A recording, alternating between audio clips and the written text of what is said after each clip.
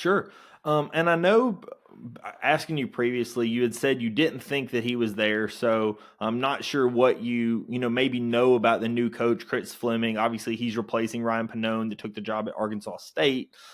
Curious what your thoughts are. Obviously, Nate going back to the NBA, bringing also another guy from European basketball with Fleming's experience over coaching the German national team and over in Germany, where he was coach of the year a couple of times, or I think a couple of times over in Bundesliga.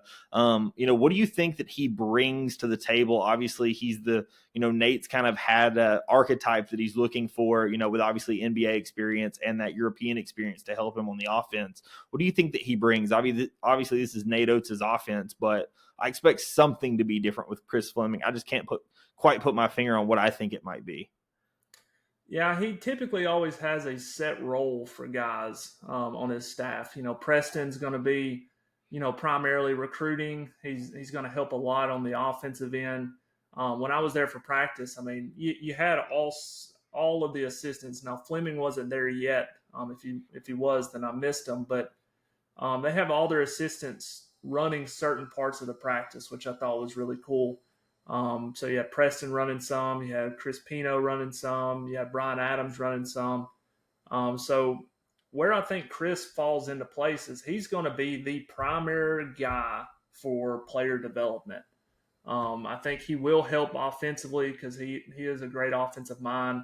It's just that he's always worked right under the head coach where he's been in the NBA. Never really got that chance to be the head coach. But he did coach, I think, 4 or 5 games under Billy Donovan with the Bulls. And I don't think he lost a single game out of those 4 or 5 that he coached as the head coach when Billy, I think, had COVID or something. But just the guys that he's coached in the NBA, I think he coached Jokic in his rookie year with the Nuggets. He's got about 10 years of NBA experience. All of the people I've talked to praised his player development that he had from year 1, year 2, year 3. All the players that he coached got collectively better.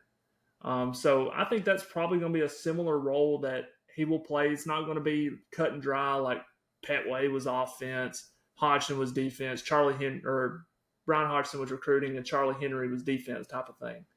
I think Nate's going to take over a lot of the offense this upcoming year with input from Fleming and Murphy, but I think you might see Fleming honed in on a lot of the player development stuff.